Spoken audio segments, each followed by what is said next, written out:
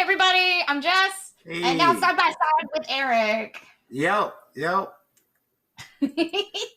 Welcome to Anime Book Club. This is, what is this, week 9? We're on week 9, so we're on like episodes 9 and 10 of a whole bunch of stuff this season. If you are looking to get away without having spoilers, well, guess what? You're in the wrong place. I mean, Yeah. you can, if you're watching on the replay, you can skip forward to specific shows, or you can mute us during shows that you haven't watched this week, because we are caught up and current to everything that has come out up until today. Yeah, a lot of shows are even kind of like they're like prime time like plot parts. So like we got a lot of spoilers coming out this episode. We do. There was a lot of plot this week across the board. So be prepared. If you want to join us, you can look at the back catalog on YouTube at any time. And we broadcast every Thursday at 7 p.m. Eastern. But let's get started. Yeah. All right. DYNAZENON. DYNAZENON. This was a weird... DYNAZENON had no plot for like 8 episodes that made any sense or we cared about, and then they decided to shove all of the ends of a lot of plots into this episode, specifically her dead sister, with a kaiju that makes you see the past and get stuck in it. Yeah, so like it traps you in your past memories, and so they use that in order to have every character confront their own side story. Because like all up until now, like each character, well, most of the characters had like, oh, this side story that we're going to casually like slow burn you through and like drip like little pieces of information, and it might be important or it might not be important, and it's been going on for 9 episodes now, or 10 episodes, and we kind of started to know that it's not important, but it kept like giving us information, so it's like maybe it is important, but now it's like no, we're gonna wrap it all up in one episode. Each character is gonna have their little spotlight, and we're just gonna like show that all the problems they've been going through the whole series so far completely irrelevant. We were just like killing screen time, and it's like really, like I had so little investment, and they still managed to disappoint me. Well, I think this episode definitely highlights, and this is, I don't know, I feel this is like a little controversial. Main character dude is definitely like a Gary Stu, okay? Does he have a plot? Does he even matter? Why is he the best at like controlling kaiju? But he's not. The little girl with the red hair is the best at controlling kaiju. Yeah, she's the best by far. Yeah, but there's no real reason for him to be the main character. Like, he's not. He's the weakest link on the team, actually. He is. I think he is too. I think like his value that he brings to the team is that he helps motivates Minami. Minami is like they're one of their star players. So like he helps her like not like sit out half the fights. So that's really all he brings to the table, unfortunately. At the end, everybody breaks out. He helps everybody break out of their memories at some point, and they all combine at the end. Really need it though. Like one thing I was mad about is that Knight had his kind of. They didn't even show Knight's flashback. They showed Knight being his little kid form from Gridman, and they didn't show you anything about what he was going through. Right? He was just in this room, and they didn't let you know what was going on. And so when I first saw Knight as a kid, I was like, oh man. Maybe we're going to finally have like some solidified like tie-in to Gridman, and it's all going to make sense. Maybe I forgot her name, the main purple-haired girl from Gridman. Maybe she's going to like show up or something's going to happen, right? Nope. Like, why is even Knight in this show? Like, why is Knight even in this show? Because like, if you're not going to bring in anything from Gridman, you could have been any other guy. Like, literally. Like, so I don't even know. No. But we found out the end that her sister did have an accident and definitely did not kill herself. So she had some closure there, I guess. But I don't understand how they were able to interact in a different way, like asking questions. Like that didn't make a lot of sense. Like I guess it's all in your head. But it's like, I don't know. It became like a lucid dream almost, you know, like you could interact with it.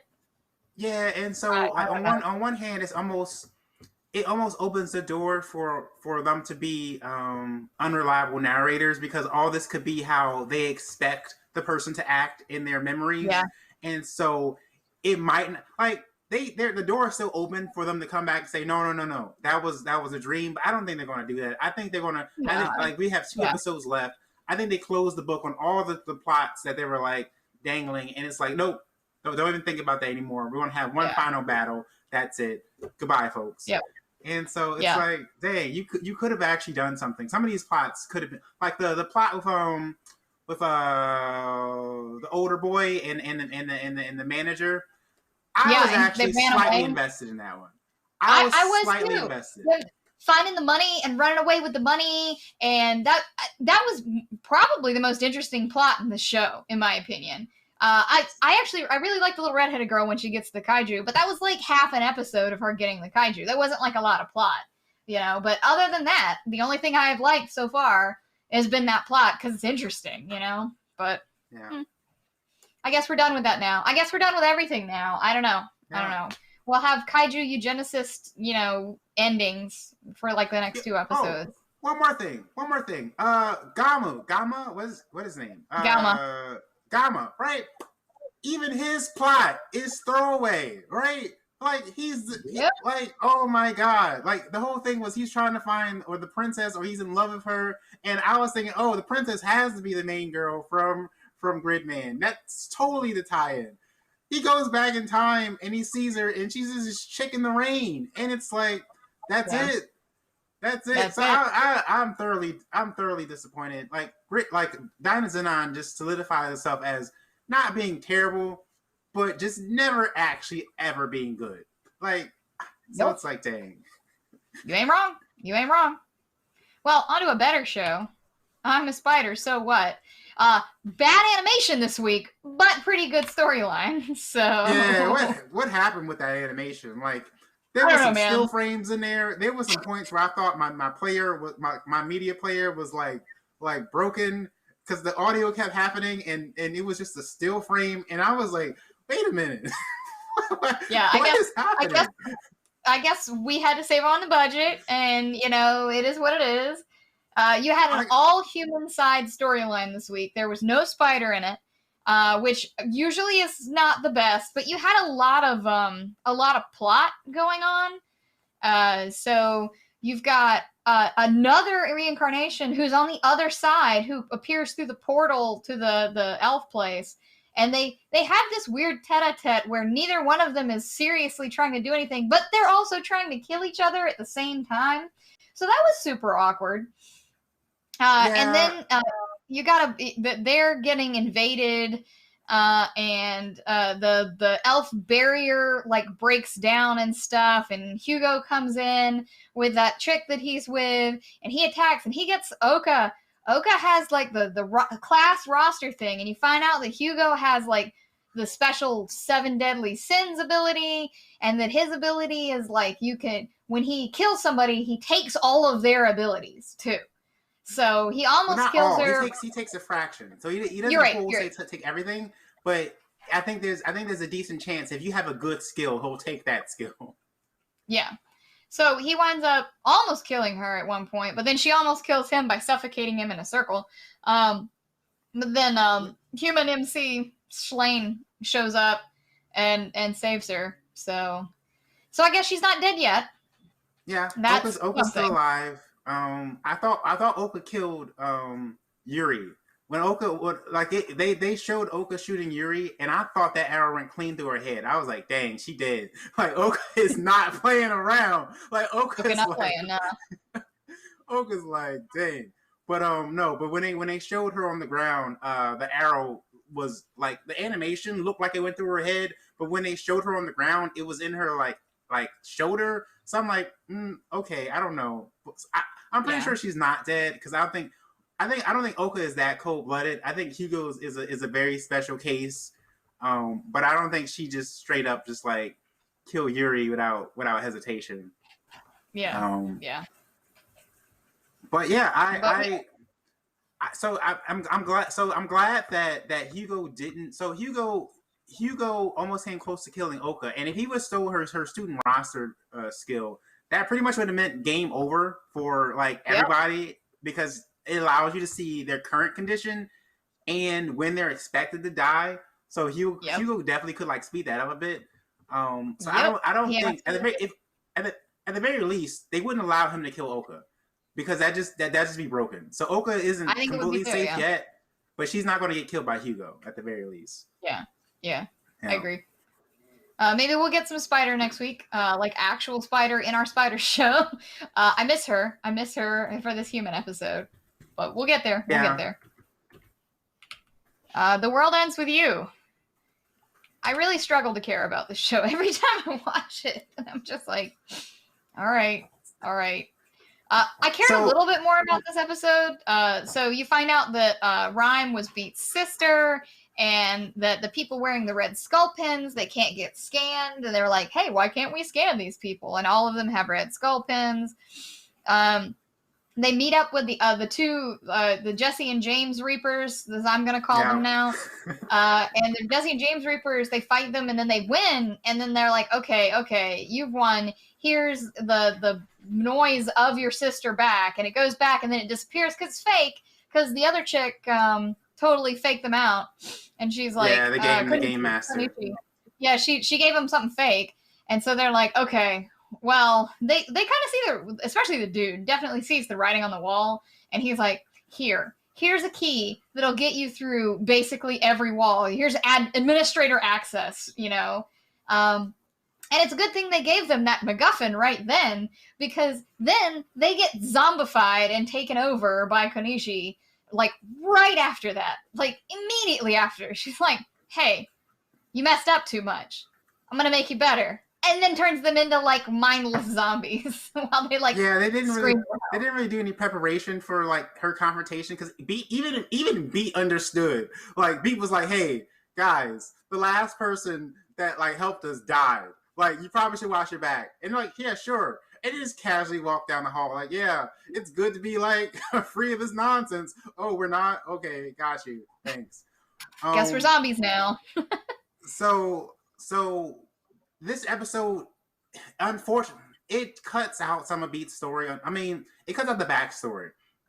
Like, you still get to understand that Rhyme is Beat's sister, and that he tried to protect her from getting hit by a car, but he couldn't make it in time, and they both died, right? You understand they had like a problematic, well, at least Beat had like a problematic relationship with his father, but it didn't really show you the full extent of it. They like Rhyme was kind of like the golden child, and they were like, oh, Rhyme is so smart, she gets good grades, and Beat is our idiot son that's like out skateboarding, but Rhyme like really looked up to him, so like she like started skateboarding with him, and so they had like a really good like relationship, and they kind of like didn't let you see like why Beat cares for Rhyme so much, and they also kind of didn't tell you, they let you misunderstand what happened, because what happened was that the reason why Rhyme lost her memories isn't because that was her entry fee.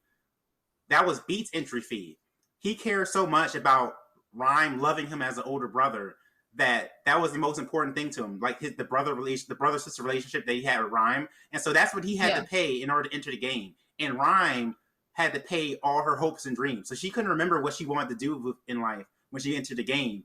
And so Rhyme pretty much lost two prices. Like, she lost her hopes and her memories. So Rhyme really gets screwed over, like literally at every corner. Like she's the only one to actually get killed. She had to pay her fee twice. Like she gets stolen when she's annoyed. Like Rhyme really gets screwed over. And so this week really just shows you just like how bad Rhyme got it. But it's a bad day. At the very end, the bartender dude is completing some graffiti and then resurrects a dude. Yeah, so Show comes back, and so right now, they start hinting that Mr. H could be the composer, or that Mr. H might be in the organizational structure of the Reapers, but Neku doesn't want to believe them, because it's like, oh no, he's Cat, I can't, he's my role model, so he's my graffiti dude, my graffiti bro. Yeah. We're getting close to the end. This was a more interesting episode for me, because this is definitely circling the drain of shows that we watch for me. I did enjoy this one. It was pretty good. I assume it's only going to be 12 episodes before we get to the end of the game, because it feels pretty close to the end of the game. So, yeah. All right, Tokyo Revengers. Tokyo Revengers might have been my most frustrating show this week. I'm not going to call it the worst show I watched this week because we did watch Bikini Warriors. But yeah, I will say that it was extremely frustrating. So, yet again, even though the main character somehow manages to get worse, I don't think he can get worse or worse at his job of trying to save everybody. He has like one task at a time and still manages to screw it up so much. And this week was such a prime example of him absolutely screwing everything up with the one thing he had to do. Yeah, I just like can't deal with it. Main character, like they really picked like the worst possible candidate to handle this. Like I'm pretty sure if they had like terrible. Like if Hina had gotten the ability to go back in time and said, "Hey, you're gonna die in 15 years or whatever," Hina would have got it done. Hina would have like had everything straightened out. Like she wouldn't even been in the game. She'd been doing it from the outside, right? So, but no, you know what Hina would have done? Hina's real smart, right? You know what she would have done?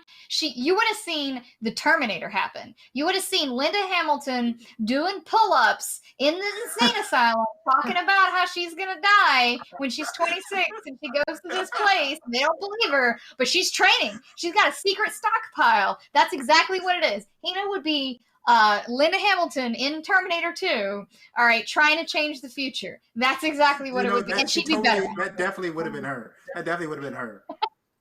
But yeah, so main character fails to really do anything of importance.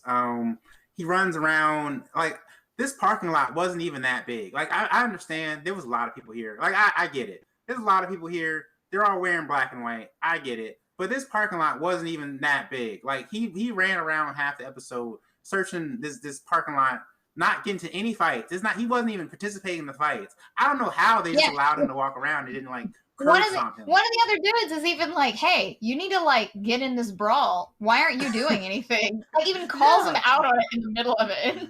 So and like he's got information from two different people that they're gonna kill Draken tonight. And he's there, and he's around all of these people, and it's like, why weren't you looking for? Why didn't you tell anyone else?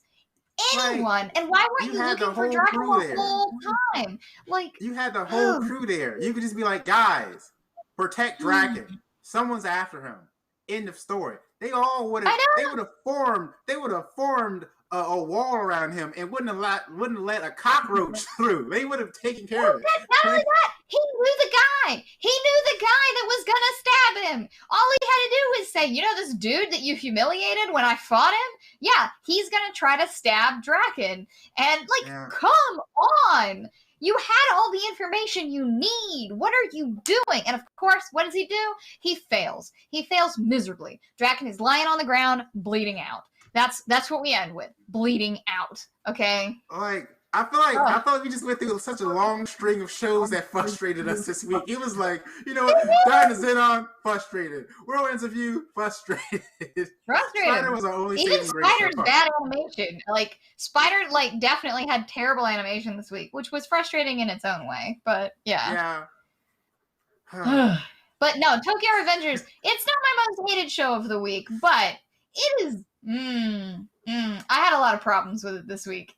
I can't deal with this main character. I just can't. He's incompetent. And I just don't care about all of this gang fighting.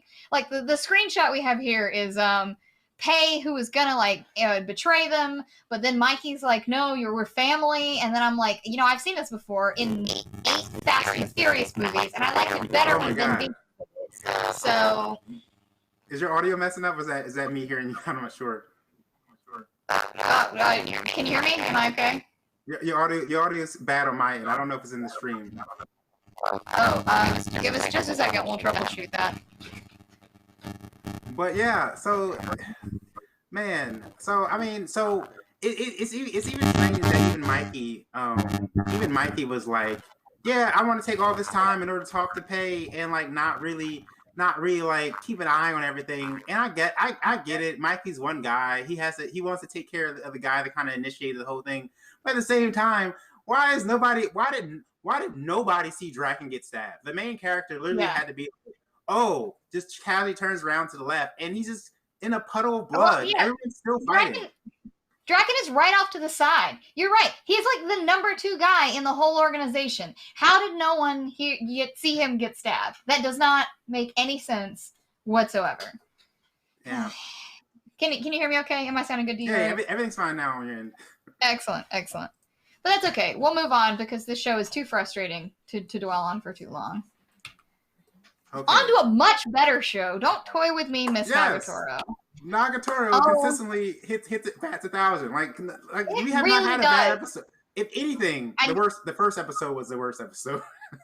I agree. The first episode was garbage, and then it got so much better from there, and now I'm super invested. So I just want everybody to know that I like Nagatoro so much now, even though I was ready to drop it after episode 1. I was ready to drop it. I hated episode 1. I've bought all 8 volumes of the manga that are out in English, okay?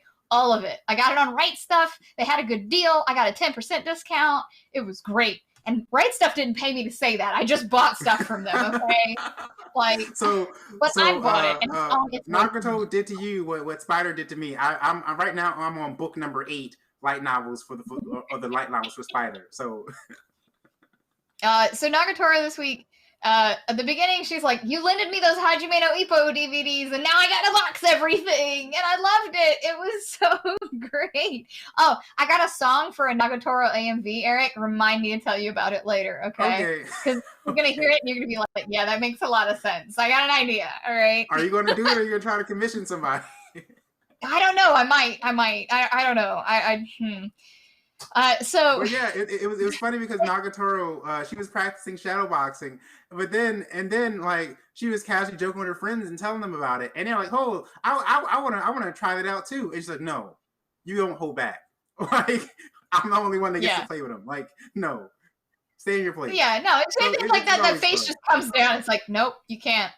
Yeah. And it was great. And so they're eating lunch in the art room because there's these really loud dudes that are playing like Smash or something because they all have Switches out and they're all playing games like these big nerds. They're playing Smash at lunch and they're like, you got and main character's like confused. Senpai's like, don't you guys like torture people? Can't you handle this? And they're like, no, don't worry about it. We sent Sakura. And so this chick. Oh, teach me how to play. Oh, you look so cute. And just like turns them all against each other. It's so funny. It was so blatantly obvious and out and open because it's not like she like brought them each to the side and was like, oh, let me talk to you alone. Let me talk to you alone. She was in plain view and just switched from all 4. And it was like, bro, you don't realize you're being played?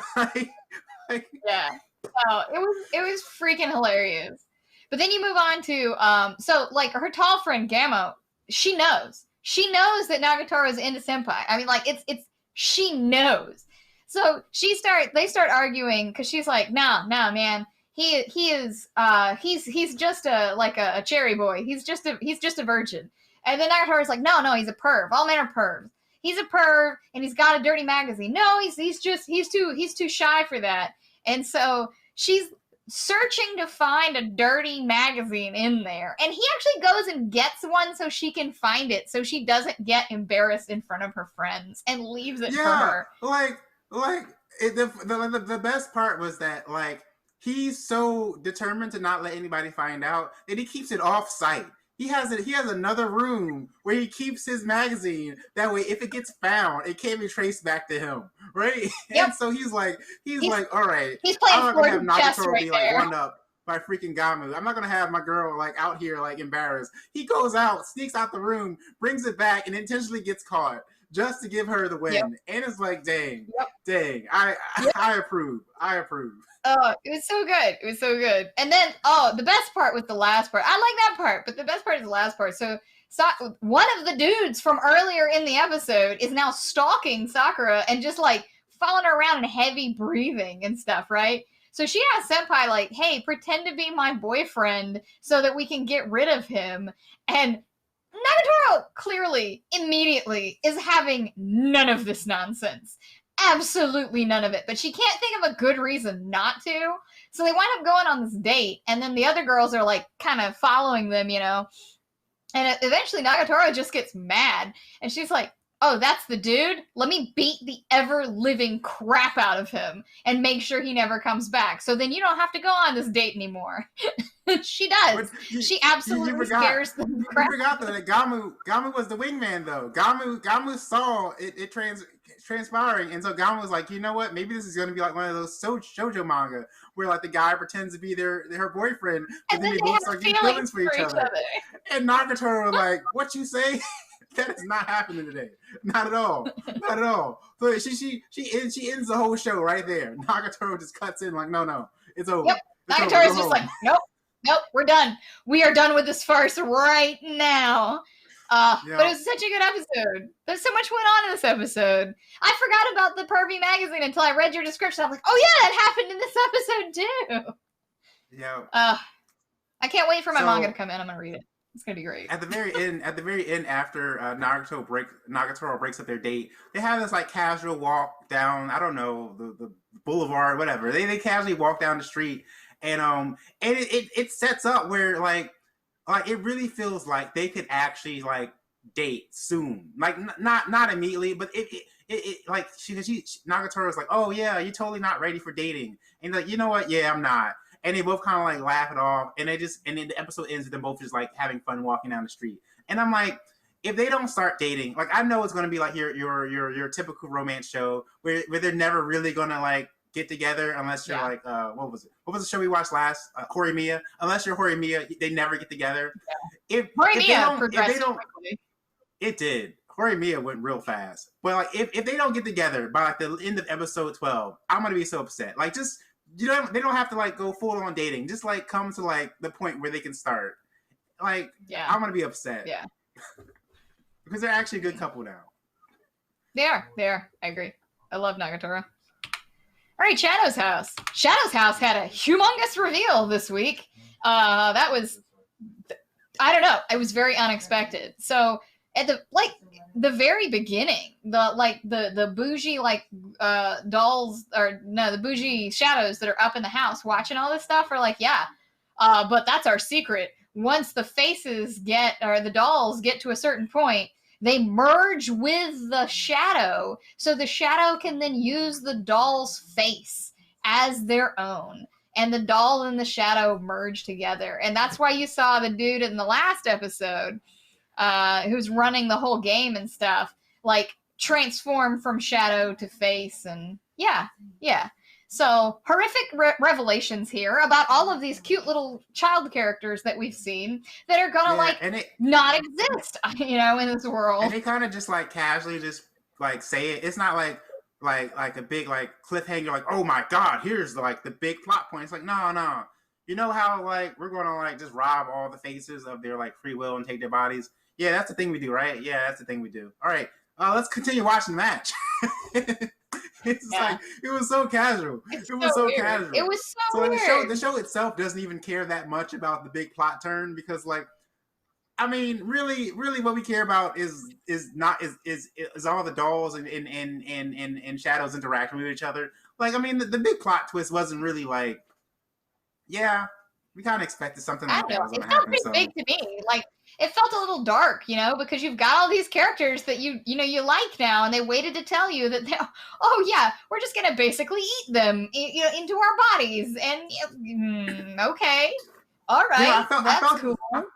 I thought it was huge when they kind of like prematurely kind of showed you last episode that was going to happen with the slide. I thought that was big, but when it happened, this one was like, oh, okay, I guess it's not the big deal. Okay, but yeah, my favorite part of this episode. My favorite part of this episode, though, was you got Ricky and Sean, and they're stuck in this like weird like circling thing, and so Ricky's being a jerk and runs off, and he's like gonna abandon them, and then he comes running back because he got Indiana Jonesed. He got Indiana Jones, and all of a sudden there's a giant boulder just cascading down the thing, and he's like, oh crap. So they spin the thing around, like spin the revolving door around, and the shadow guy is like, oh, don't worry, I got this. And Ricky's on the other side, and Sean's on the other side, and they're like, oh God, one of them's gonna die. Everything's terrible is happening. And he just goes, and he explodes the whole board. Why is that kid so strong? That's obscene. That's absolutely obscene. So apparently they all have some level of shadow power. John apparently, like, he has a lot of strength. I think maybe John has strength, and then Kate has control. Like, Kate can do like specific things, like control little dolls and stuff, while John is like, nope. Yeah. Go like Hulk smash. Like, John just like blows it up. So I like John. I think he's a really good match for Kate. I can't wait to see that ship sail, hopefully. Yeah. But Emilico, despite not having like any resources, Emilico somehow she's given the shears that belong to Lou and then Ricky had, and she cuts through and she can't get there in time. So she's just like, oh no, it's cool. I'm sturdy. Let me break your fall with my body when Kate falls out of the thing. It's like Emilico all right. is the most unlikely MVP of all time, but she gets results. Like she's not super smart. Like, she's not big brain, but her plans fall into place. She's not big brain. Oh no. Like, oh my God. She's not big brain, but she gets big brain results, and I can appreciate that. So Emilico found and the thing is, like, she does it because she does it by being herself. Like, people actually want to help her, and it was funny because when Sean met Ricky, and he was like, oh, why do you have Lou's shears? Sean was like, you must have like did something to her. And in Sean's defense, Ricky totally was about to push her in a cliff, but then he got cold feet. And so Sean was like, no, there's no way in heck like Lou gave your shears. And he didn't believe him until the bell started ringing, like freaking Hunger Games. Like, oh, we have a champion, right? And so he didn't believe him until they're dead, though. Yeah, I'm just saying. When the bell rings, they're dead. In this one, the bell rings, they finished. That's a lot different there, Eric. Okay, it is different. But like, he didn't believe him until the bell started ringing. And so, but in the case of Emilico, like, before she even heard like an excuse, she was like, "Oh, Lou must have give you those shears on like her own free will, because like there's no way I'd ever suspect anybody of any wrongdoing." And that's like, because let me blow your mind, Eric. That's because Emilico is Toru. Emilico is Toru, but she's more proactive than Toru, and so I kind of get annoyed with Toru a lot. She's also a lot dumber than Toru in some ways, because she's basically like an infant, and has no experience with anything. Toru is actually very competent as far as like she maintains like 2 jobs, and she was living in a tent and doing just fine. I mean, doing pretty good considering. Toru pretends to be dumb. Emilico is trying her best. Yeah, but Toru's exactly the kind of person that would be like, I'm going to assume the best of you. Even if you do terrible things to me, I'm going to assume the best of you. And that's why, Emilico is Toru, so. But yeah. Shadow's House. Battle Athletes Victory Restart. I really wish we could go back to that time where we had that cool fight, because what are we even doing here? What are we doing here anymore? Dropped this. I mean, I was gonna say, I wish we could have dropped this show. I mean, it's even now, it's not Yashahime. I was gonna say, it's not as bad as Yashahime. I was gonna go there, and you beat me to it. It's not as bad as Yashahime. But dang, it's like I stopped caring a while ago. So we get to see Ava. I don't care about Ava. I think the problem is I care about every other character's storyline except Ava. I do not care about Ava. And Ava is like one of the main storylines. So it's like you find out Ava grew up and she saw her mom, and the whole backstory of her, like her mom trying to rescue her from this organization and all that stuff that, Potato Girl said was true. She did meet her as a child, and they were looking for that person on Earth who probably was Potato Girl's grandmother. And I roll my eyes so hard whenever they say that person. It's like, stop it. No one would talk like that. No one would be in a situation where they need help and they just give the most vague information. No one would do that. Like, that's the weakest plot writing of all time, where he's like, that person. That could be anyone. And I'm just going to assume that you know. Oh my God. Yeah. It's frustrating. Terrible. It's terrible. Well, I was very frustrated with the Doctor Girl, because the Doctor Girl has now decided that I'm going to work with the bad guys to train the new Ava clone they're calling Seva. And because in return, I want guarantee that you won't hurt Ava. But it doesn't make any sense, because they're gonna hurt the new one if she doesn't perform. So all you're doing is propagating a cycle of them hurting some person. Like I don't. Is the new one human? Like, is the new one a robot? Sort of. I don't. I mean, I guess she has to be human, but they made her super quick. Like, she just came out fully grown, I guess. I don't know. I don't know. Weird. I don't know. I don't understand Science Girl's ethics, because they don't make sense. Like, you're just helping them hurt somebody else. And like, what are you doing? It's really frustrating. And then Ava the First is, even though she was telling like Jeff before, like, you can help me find my mother, but still wouldn't tell him anything. Apparently that's now gone out the window, because she's like, oh, it's okay now. Even though it's not really okay from her perspective, she doesn't know what that organization is going to do, Yeah. And she's just like, no. She was like, yeah, they're holding like my love. She was like, they're holding my loved ones hostage. And it's like, well, they still have them hostage, like, just because they gave up on you. So I don't really know why she didn't like run back to them begging and pleading, like, hey, give me another shot. I'm 5 for 6 right now in terms of like the games. Like dang, she literally is 5 for 6, and it's like, nah, not good enough. We needed the full 6. Yeah. No, it does not make any sense, but I guess that's where we're at. So now new Seva Ava is there, and it's been revealed that, Science Chick is working with the bad guys, and maybe we'll see less of those stupid dudes in the sunglasses, because they're the worst characters in the whole show. I particularly hate the monkey guy. Like, the monkey guy is just so stupid and out of place and unnecessary. God. Like he just starts making these weird noises all the time, and it's like, why? Just why? Like, I'm even getting a little tired of the kangaroo too, because like there would be like serious moments happening, and they're like discussing like an important plot point, and the kangaroo is just like what are you doing? Like what do you like? Why is he still in the room? It's terrible. I don't know. But whatever. And we're almost at the end of the show.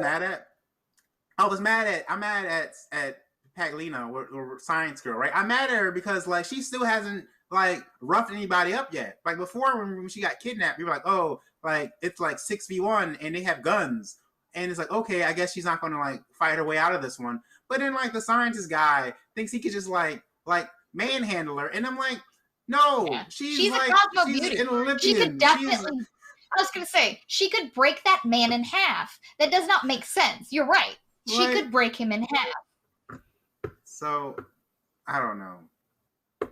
Oh, Yuso also might be alive. She's missing. Yeah, and so if you don't find her body, they're definitely alive. So. They just found like a thing, like a little pendant thing. Maybe our terrorist girl is going to come back and blow something up. That might be interesting. Yuso was interesting, okay? Yuso was more interesting than most of the series. So maybe we'll get it. I hope she comes back, because that was my biggest investment until she changed her personality. Yep.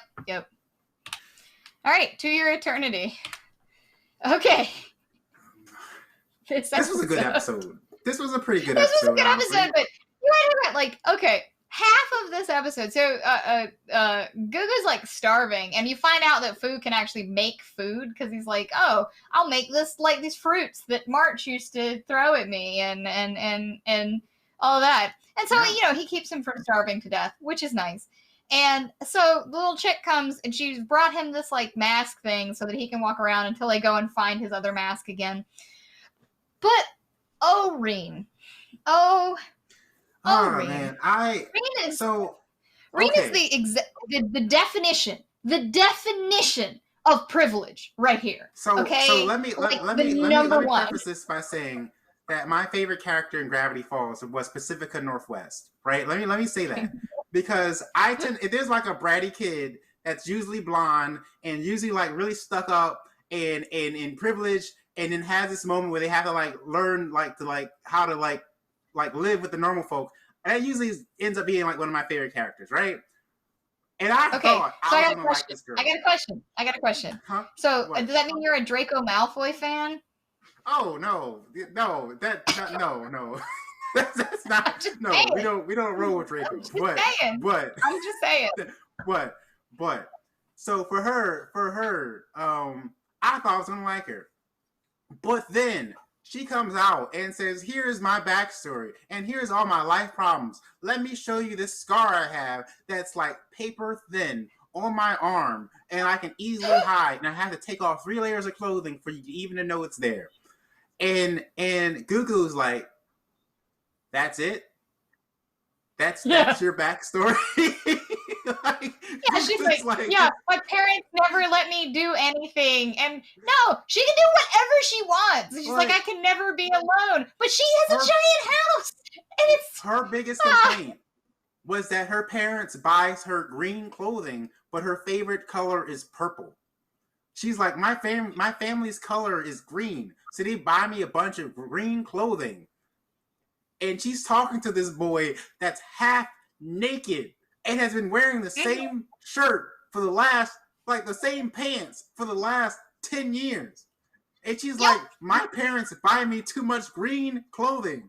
And I'm like, oh my God. And then she's like, yeah, I like knitting. And my parents bought me a tutor so I could knit better. And I didn't like that. So I took up another hobby to spite them. But then they bought me another tutor to help me in my new hobby. And I didn't like that either. So I ran away. Yep. Her parents are like almost ideal. They care about what her interests. They do what they can to help her. Even if she changes her interests, they like, whatever. We'll just change shit. Whatever. Like, you like knitting now? We'll buy you a knitting teacher. They buy her clothing. They make sure she's fed. Like, she has, even her servants aren't like super stuck up and like, oh, you gotta follow the rules. No. Like you better get in line. No, she meets up with one of her servants, and the lady's like, oh, you're playing a little game again, but this is fine. Like, come on, let's go home. Like, you had enough fun, right? Yeah. And like, the servant isn't even like mad. The servant is more like relieved that she finally found her. It's like, let's go. Your dad's worried about you. Let's go home. And she runs away. And I'm like, come on. Come on. I hate her. I was going to say, she's the example of privilege right here. I thought it was also an interesting part because you got some of Gugu's early backstory with him and his brother. And I think that's interesting. He was too young to realize when he was with a family as a servant that he was a servant. And I just thought that was really interesting. Like his brother had to explain to him when they left. Like, no, that family left. Those girls was his older sisters. And then he thought the girls were his older sisters. And then like when it was like it was like dinner time, like they said, all right, everybody, let's come on for dinner. The brother had to be like, wait a minute, hold on. Like, yes, you know that like we're invited to the table, but you have to let the actual family sit down first. You can't beat them to the table. Yep. And so he didn't even understand because he thought that was his genuine family. And it's like, dang, Goog, like, come on. Like, I think at this point, he's probably solidified as best character in the whole show. Like, because I mean, there's not a lot of competition, honestly.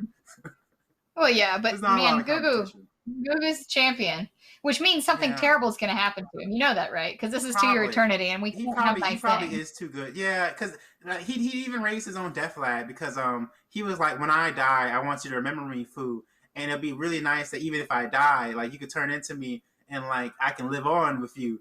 So like he definitely is going to die. Yep. I think Reem probably is going to live. The worst character tends to outlive everybody that's worth anything. They do. That's true. It's very, very true. Yep. But I look forward to the sadness. We'll get there, I guess. Yeah. Fruits Basket. Oh, Fruits Basket. Fruits Basket is barreling toward the end, and I sort of love it. So at the end of the episode, Toru finally gets out of the hospital, and she's all right. Although I'm gonna be real, she probably has a concussion that she needs to watch out for a while because she did fall off of a cliff. And Akito, there's like a bunch of flashbacks with like finding out about Kyo's dad and how much Kyo's dad hates his guts. Like, oh my god.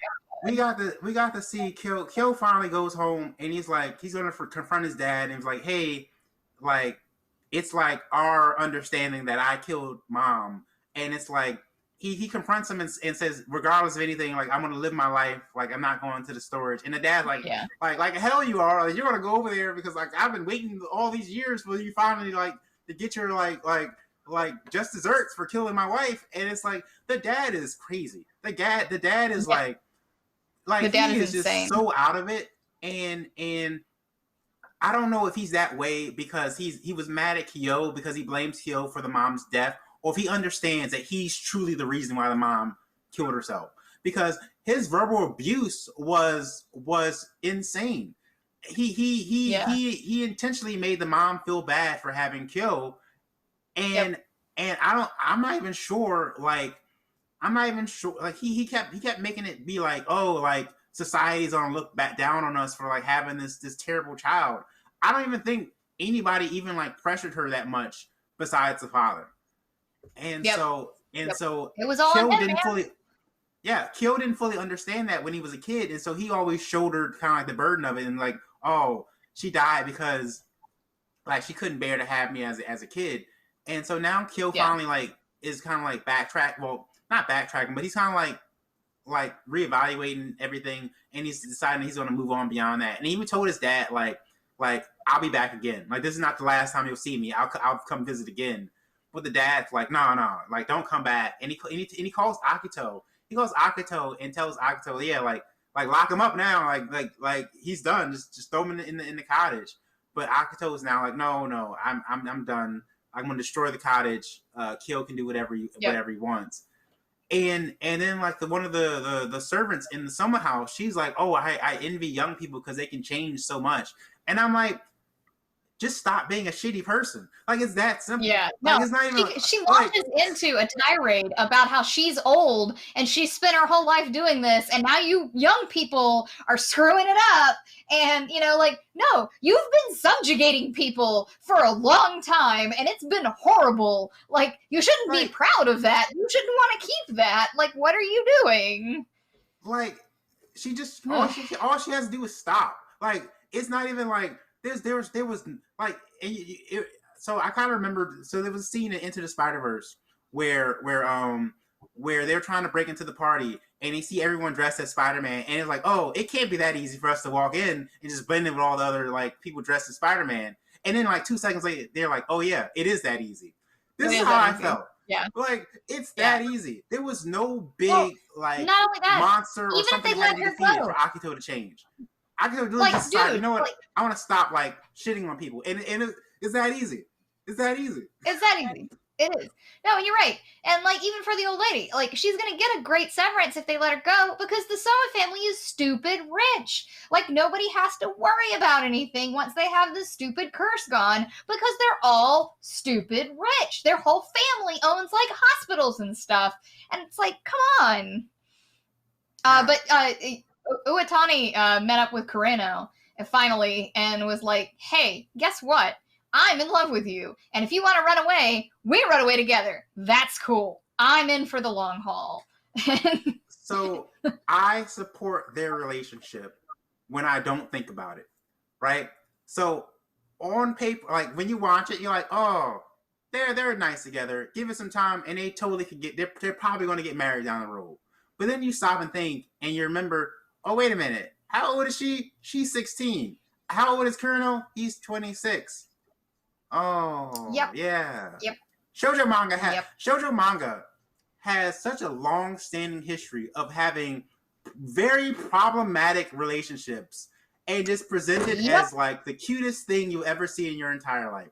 Like, I'm looking at you. I'm looking at you, Cardcaptor Sakura. I'm looking at you real hard. Because I love that show. That show is one of the purest and most like warm-hearted shows you'll ever see. Like, even the action sequences are like, oh, Sakura just has to talk to the car, and it just decides to stop destroying the city. It's like it's so pure. But then you think about, oh, her mom married and got pregnant by her like actual teacher while she was in high school. And yeah, like, I want to say they got married when she was like 15 or something too, or 16. I mean, it was real young. So they were dating. They were dating when she was in high school, but she got pregnant literally like the moment she graduated. Like literally the moment the school year ended. It's like, oh, I'm pregnant. I'm like, oh, okay. Yep. Well, the more problematic one is the girl that is Sakura's age and has a promise with one of her teachers for when she grows up. Like that one is that girl is 13. That girl is either 12 or 13, and she's dating her almost 30 teacher. Oh my god! Like it's so problematic. You're right. It is problematic. At least Kyo is like Toru's age. You know. Yeah. Like they're basically the same age, or maybe they're in the same. Different. No, they're in the same class, so they gotta be the same age. Yeah. So it's like all the relationships are perfectly fine, and even this one is presented in a nice way. Like, and so I had to catch myself because I was like, I forgot her name. The Uwatani. Uwatani's like she's really mature for her age. Like she doesn't seem she almost seems like 3 or 4 years older than Toru. And Kurino, he's kind of like a little bit emotionally stunted. And so they kind of balance out. But then like that's kind of like the excuse that a lot of predators use, and I had to like step back a little bit. So no, it's probably you're not wrong. You're not wrong that it's problematic. But you know, we'll get there.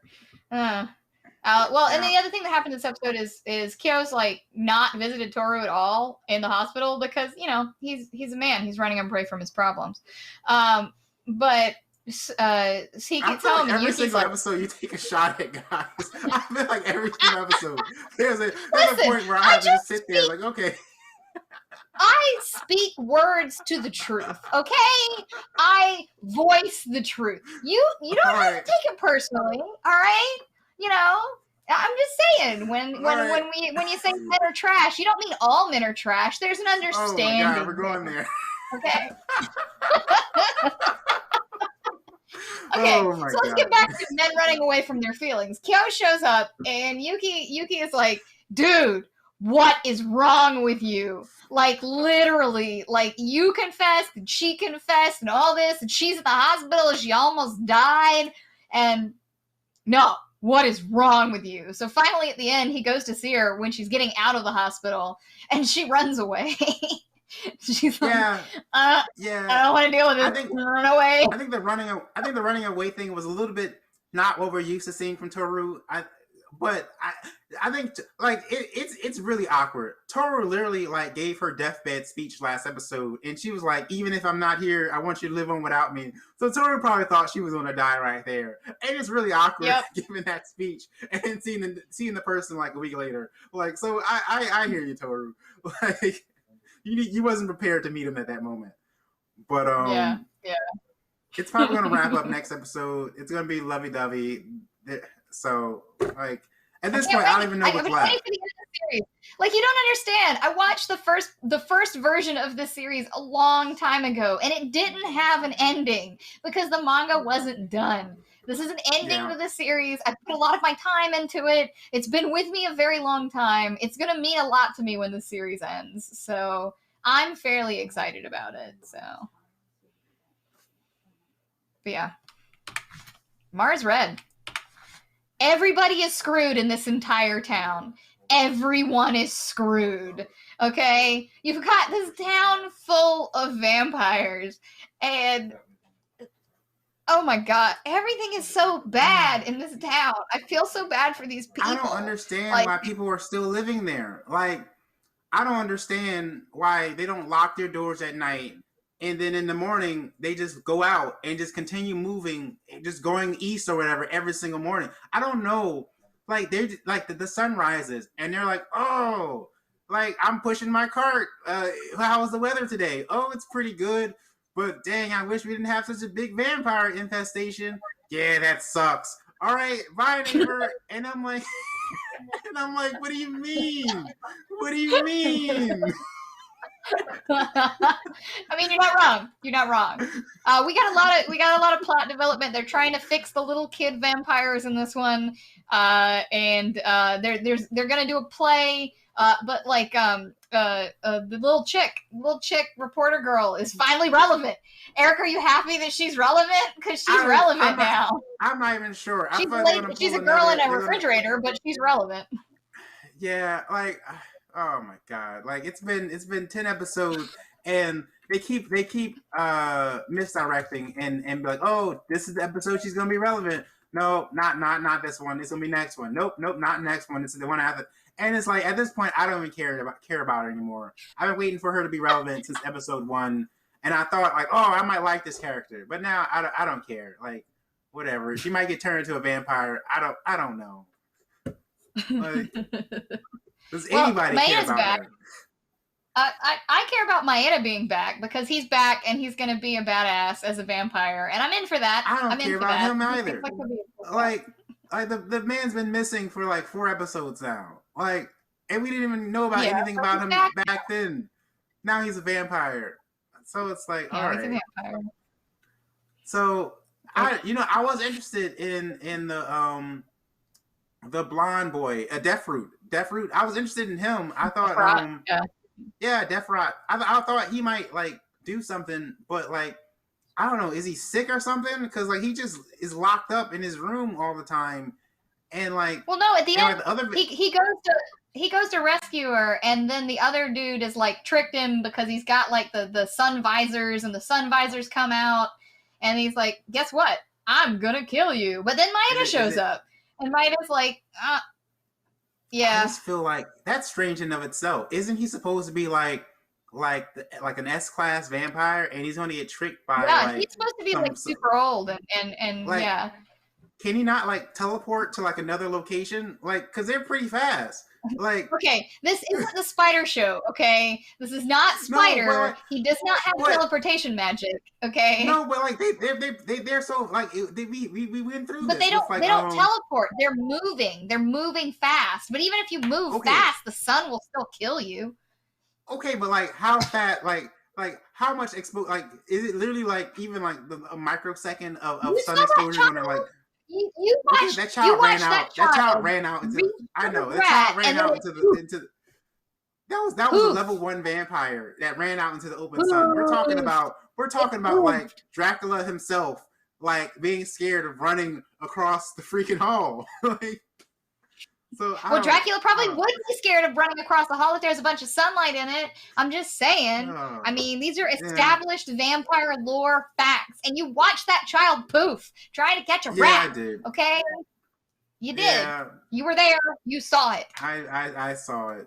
I just don't care about Mars Red at all. All right, that's fair. All right, moving on. Don't worry, because we're moving on to the best show of the week.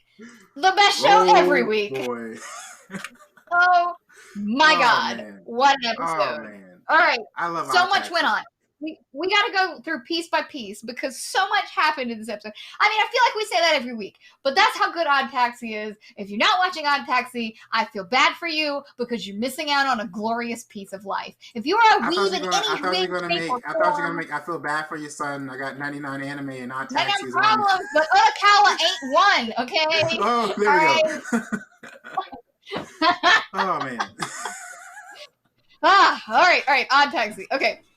So, despite the fact that you thought that this was over with the two comedians, they actually they missed the next round of the contest, but they're gonna be in the losers bracket of the contest or something. And so their fan guy who writes them all the time, who's this giraffe dude, is shaming him into trying harder. He's like, "Why didn't you use your good material?" And and all this and. It was an awkward. I understand his logic. He was like, I don't want to like have my best material out in like the qualifying rounds, and then like when the main show happens, like I'm left with like my secondary material. I understand that does make sense, but at the same time, you have to get to point. You gotta get to that point. Like yep. Even if you bomb in the finals, if you can't get to the finals, like no one even knows you. Like.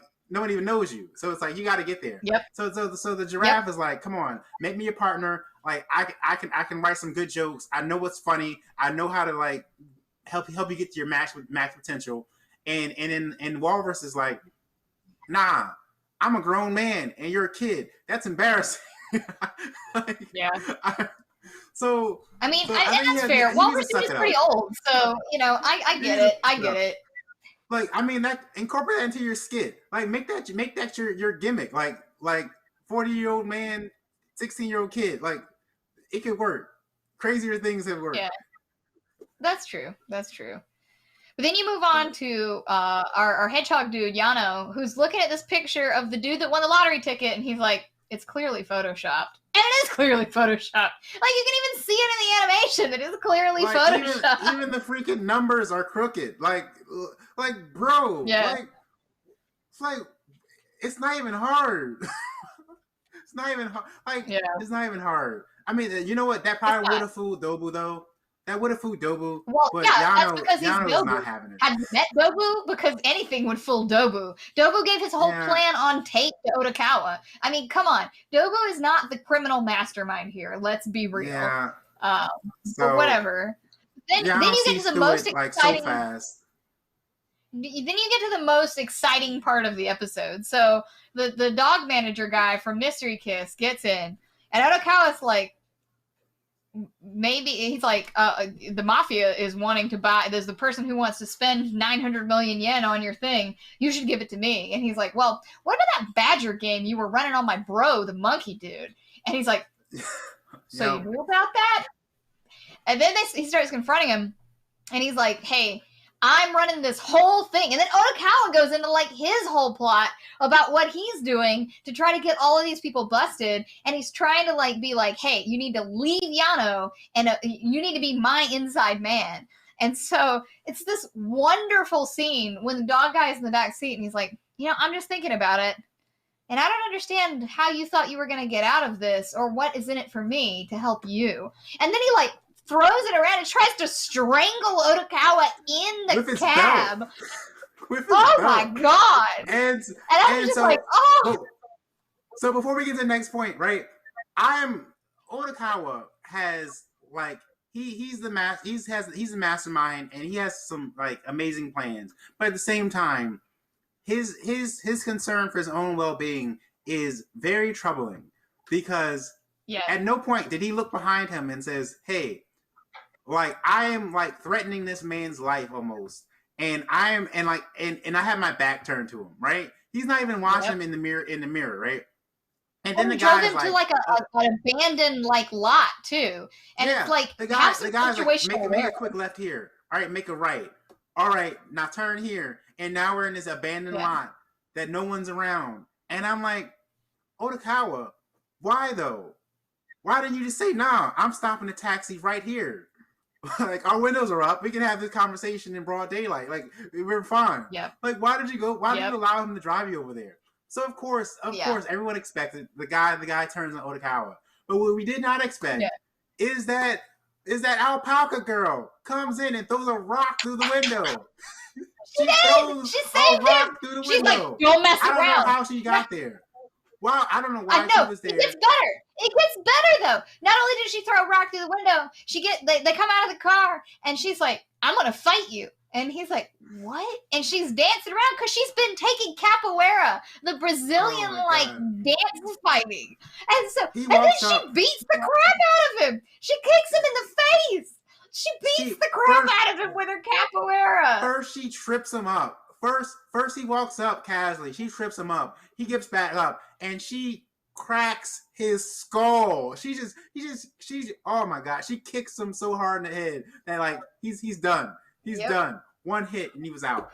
And so he's just sitting on the side of the car like all banged up. And he's like, "Oh, I guess I'm on your side now. Like I lost.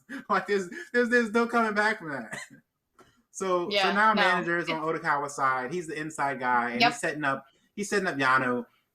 And Dobu's like, oh yeah, we have like this. We're going to get the money. They're going to get the money from the bank, and one of the suitcases are going to have real bills, but the other 9 is going to have fake bills, and we're going to steal the one with real bills. But then the dog guy is going to reveal, oh, maybe we should check another suitcase to totally like just destroy Dobu's plan here, and they've already orchestrated that piece of it too. And then in the middle of all of this, Otokawa, despite not caring about his own well-being for like the last 4 or 5 episodes, is like, I wonder how that skull guy keeps finding me. I bet he, and then they find the GPS because they had to come in. There was a phone in there, but then he had to break into his house and replace the phone that has a battery with a GPS that doesn't need it, like in some way. And so they finally find the GPS so that, he can stop getting shot at in the middle of a street in downtown Japan, like in downtown Tokyo. And like, what?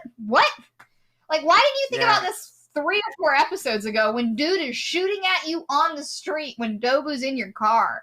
Like, what? I don't think that it's fair to say Otokawa should have like realized that sooner, because even with the amount of encounters that he's had so far with Skull Mask, it's not out of the question. He should have been more concerned with his own well-being. Like, this dude is clearly trying to kill you, and he's found you multiple times. And you just keep going on and making these schemes and stuff, too, where he's trying to, like, get Dobu captured and take down Yano and all of this. And now he's going to meet with the boss that's, like, over both of them. And now he thinks that he took that girl home, and it's the boss's daughter, but they find a body in the river. And it's a mystery kiss girl, but it's not the one that was in his car. And so everything is confusing now.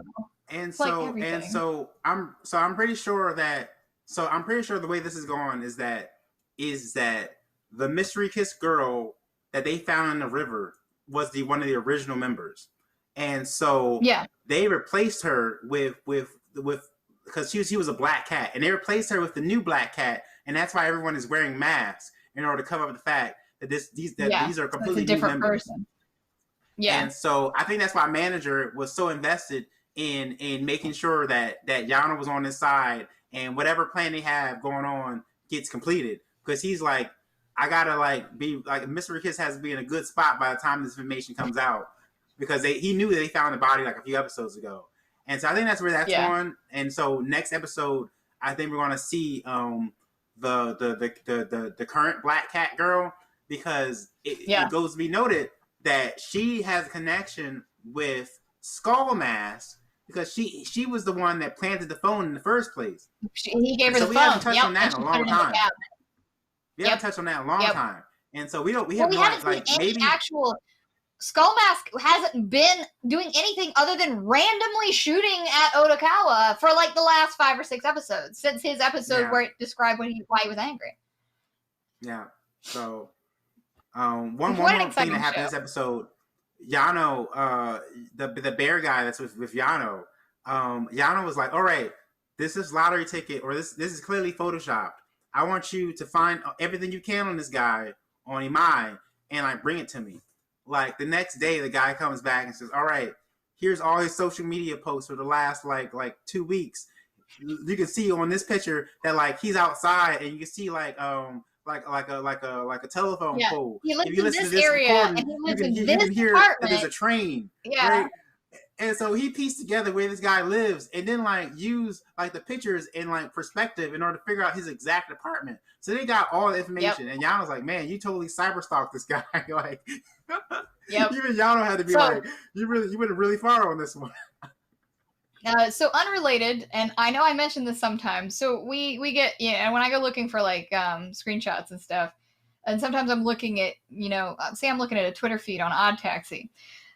As you might expect, the furry community likes Odd Taxi a lot. No. At least some people in it do, because I get a lot of wonderful things on Twitter when I'm looking for Odd Taxi stuff. But apparently, the one that some people just like to draw a lot of in intimate positions is the bear guy and the dog guy that runs Mystery Kiss. Like them together. That's it. I see that more than anything else. Like that specific pairing. I don't know why that's the number one. I would just assume it would have been the Mystery Kiss girls, but no. No. I don't know why that's the thing. It's the thing. It's the internet. Yep, it is. Cannot wait for Odd Taxi next week, though. Cannot wait for Odd Taxi always. So I've been preaching the gospel every single time. I've been preaching the gospel about Odd Taxi to every person I run into.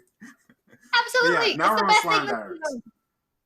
But Slime Diaries, Slime Diaries. Slime Diaries is always such a breath of fresh air when you watch it, you know? Because it's like, none of it is consequential. None of it. You don't have to care about the plot. You don't have, there's not like an overarching story that you got to pay attention to. It's just kind of refreshing. You know, in this one, it's winter, and we're having snowball fights. And Benny Morrow is the smartest person here. Hey, close the door, Pussycat. Benny Morrow is the smartest person here, because I'm watching this episode, and I'm like, wait a minute, he called everybody to shovel snow? They literally control magic. Just melt it. And what does Benny Morrow do? He melts it because he's intelligent, okay? I'm just saying. That's what you should have done in the first place. I'm not sure I approve of his particular methods though. He used like black flame, and like I think that's a little overkill and probably dangerous. I mean, maybe. But you should use fire to melt. He's like the fire commissioner or mascot. Like I don't think he should be promoting using like massive flames in the center of town to melt snow. So like I think he was given too many jobs to do and too many hats to wear, and like now he's not promoting fire safety anymore. So he's not. You're right. You are completely right. The Orc Lord is the best of dads. Like every episode of the Orc Lord just proves that he's the best dad, like ever. Like the whole episode was everyone having fun building snowmen and igloos and just having a good time in all this snow. And he has this flashback of how like, yeah, snow is fun when you're in like a nice peaceful town, but when you're in the middle of nowhere and you're trekking it, like it's vicious. And so he has his flashback of his buddy dying and they have to bury him in the snow, and they're like, man, why do the orcs have to deal with like this terrible situation? Why is it just us that have to deal with this? And he has his flashback about how bad it was before he met like Rimuru and the rest of them, and he says, winter will never come for this town. I won't allow it. And it shows him like making sure the kids are like safe. And he's like, we didn't lose anybody, did we? And like, no, we didn't lose anybody. Everybody's warm and comfy. Yeah, we're good. And he's like making sure the kids are like taken care of. I don't honestly though, it's a little strange that he's looking after all these goblin kids because we have yet to see their parents. Like, there's a lot of kids that's just like always around the Orc Lord, and we've never seen their parents. Right. So honestly, if he wasn't there, these kids might be like falling off a cliff at this point. Because Rimuru ain't looking out for him. Nope. Rimuru has to take care of Million. Like Million will burn down the whole town if she's left unwatched. She will. She will. I like the cute the Gabira's sister too, because she's like building little snowmen of her and the Oni guy, and that she likes and stuff. And then he's like, "Oh, I'm so proud of you, always practicing. Which one do you want to destroy?" And it was delightful, absolutely delightful. We also got to see him because him and Rimuru are the ones that like dug the pipe in order to have the hot spring in town. And so they had the hot spring, and Rimuru was like, yeah, it took us so much effort in order to like dig the path for this that like we couldn't like have this hot water like distributed to every house in the village. It'd been too much. And so the next scene is his name Soka, I think. The next scene is him sitting in his house with the hot spring, and it's like he made sure to dig an extra path just for his house. Like he has the hookup because he's the one that did the path in the first place. But nope, everybody else is like, no, you got to go to the public bath. Yep. So it is nice to see little character development moments for all these the monsters. Yeah. Zombieland Saga Revenge. I was also confused by this episode today. So it starts out with a flashback to their failed concert. And it was not clear that it was a flashback at first. And it seemed like Shades was doing exactly the same thing again. Shades is the worst event planner ever. As an event planner, Shades is the worst event planner in the history of the universe. I cannot believe he is so dumb that he did this thing that caused them to be, 20 million yen in debt and just ruined their whole career. They had a concert that had an attendance of 500, and he's like, you know what we should do? Let's book this. Was it 25,000? I think 25,000 seat stadium that has standing room, and let's whatever the contract is, we're going to pay for all the seats in advance. And I'm like, what? Like, how do you even yeah? I'm mad at the stadium for even allowing this transaction to transpire, right? But no. And then they're like the day of the event happens. The day of the event happens, and it shows that they're like, all right, how many pre-tickets did we sell? And he's like, no, there's no pre-tickets. We're not selling. It's only walk-in. It's only walk-in. We're gonna build hype by only having walk-ins. Like, 25,000 walk-in only. Yeah. So he did no promotion. He did no, like they showed just how badly like he planned this event. There was no promotion. There was no pre-registration. Straight up walk-in, and everything got paid in advance. So, and then they also showed the concert, and they had this like eerie music playing in the background, and it was so hard to watch because like they were trying to put on a show, and the fans were just like embarrassed to be there. They were. Everybody in the audience is like, I'm so sorry. Like, this is terrible. And they knew it. They knew it was so cringy. It was super duper cringy. And then, but then the girls are like, the one that's still a zombie tries to put on her own makeup, probably with a shotgun based on this picture. And he actually figures out we could just go out and do things ourselves and make money. And that's what led them to like all going to get jobs so that they can pay back this debt. I don't understand why it's not his debt instead of their debt, but okay. But at the end, you find out that. Go ahead. I said this a few episodes ago about how the people in town are a little bit too accepting of Tay. Like, if a girl walks up to you with this type of makeup on, and she can't speak, and she clearly has some kind of mental disorder, like, okay, be accepting of her, but find her some help. Like, ask some questions. Yeah. Where are your family? Like, why are you out here alone? Like, the people in town really need to like reevaluate their relationship with Tay because this is ridiculous. I agree. But at the end, the reporter guy now has pieced together everything, and he confronts Shades, and he's like, "Guess what? I'm gonna publish this, and I don't really care what you say because I'm gonna publish this, and I have all this stuff." And you find out the bartender guy is confirmed to be immortal, as we thought from the last time, because he was the guy in the flashback episode from like feudal Japan, and he's the one that resurrected all the girls. And apparently there's a cataclysmic curse that Saga has prophesied, and it's apparently going to happen like now because the reporter's like, I'm going to send this article, and then he can't. So the power goes out. There's a massive storm. It looks like their house is sinking into the ground. Like, they showed this far off shot of like, and you can see the shadow of the Zombieland house, and it's lowering into the ground for some reason. So I don't know what's happening with that.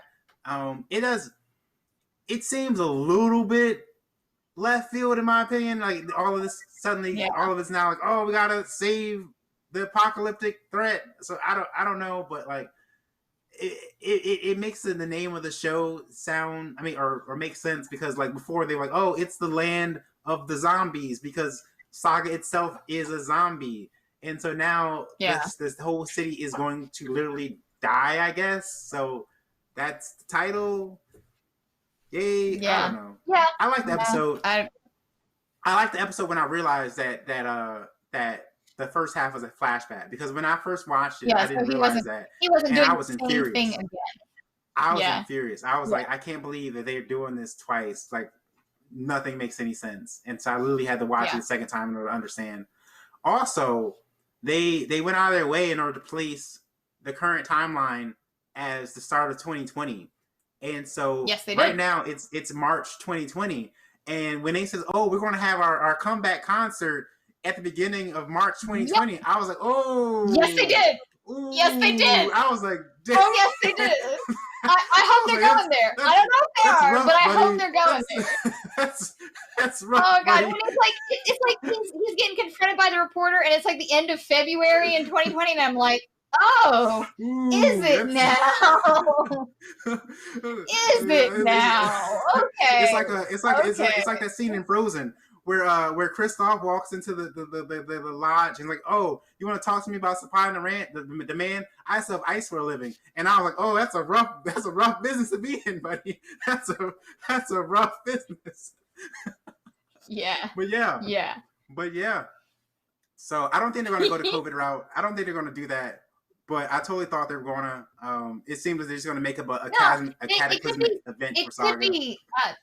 It could be like a zombie apocalypse, though. It could be an analog to COVID. You know what I mean? Like you could have Easter eggs in there, like this.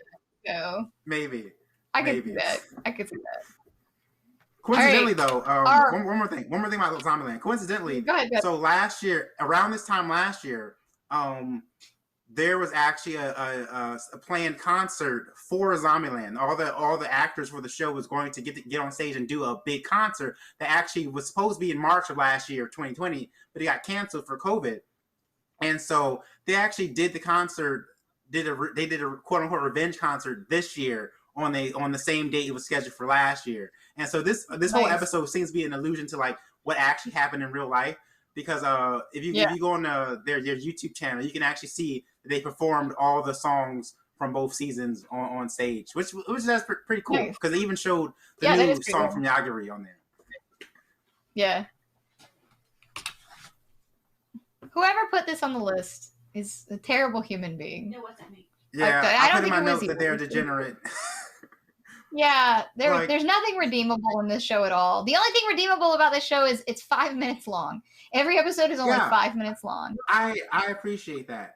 Whenever we're watching a bad spin the wheel show, I decide to put it on English. That way I can just have it be on the side monitor and I can do other stuff in the meantime. I also watch this in English. Yeah, and so I was like, oh, it's only 5 minutes. I guess I can watch episode 2 as well. I really was only planning on episode 1, but you know what? Whatever. Let's do it. Yep. And so episode two actually started off pretty funny.